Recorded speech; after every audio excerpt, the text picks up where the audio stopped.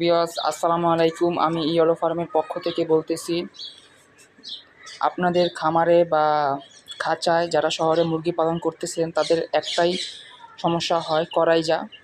তা এই করাইজা রোগটা কেন হয় এবং এর প্রতিকার কী সেই সম্পর্কে এখন আলোচনা করব। করাইজা এমন একটা রোগ যেটা ঠান্ডা থেকে হয়। মুরগি যখন বৃষ্টিতে ভিজবে বা মুরগির থাকার জায়গাটা যদি লিটারটা বেশি ভিজে থাকে তখন সেখান থেকে মুরগির ঠান্ডা লেগে যায়। তখন যদি প্রাথমিক চিকিৎসা না দেন তাহলে ওই ঠান্ডাটা আস্তে আস্তে দীর্ঘায়িত হয়ে সেটা একটা সিআরডি রোগে পরিণত হয় বা করাইজা রোগে আক্রান্ত হয়। তো সেটার প্রতিকার কী? আমি যে ওষুধটা ব্যবহার করার ফলে আমার খামারে এই সমস্যা দূর হয়েছে সেই ওষুধটা আপনাদের মাঝে এখন তুলে ধরব। ফার্স্ট অফ অল তুলে ধরব আমার হাতে যে মেডিসিন দেখতে পাচ্ছেন সিবোডেক্স ব্যাট।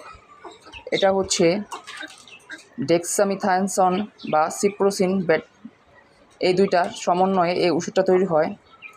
এই ওষুধটা ব্যবহার করার ফলে আমি অনেক অংশেই আমার খামারে এই সমস্যাটা দূর হয়েছে। আপনি দিনে 2 বার অথবা 3 বার এই ড্রপটি মুরগির চোখে ব্যবহার করবেন এবং সাথে আরেকটা মেডিসিনের কথা বলছি, সেটা হচ্ছে ডক্সি এবেট অ্যান্টিবায়োটিক। এই দুইটা অ্যান্টিবায়োটিক যখন মুরগির ক্ষেত্রে ব্যবহার করবেন, ইনশাআল্লাহ আপনার এই করাইজা রোগ এবং ঠান্ডার সমস্যা দূর হয়ে যাবে, যেটা আমি নিজে হাতে ফল পেয়েছি।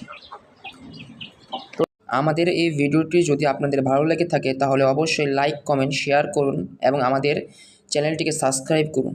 ধন্যবাদ সবাইকে। আসসালামু আলাইকুম।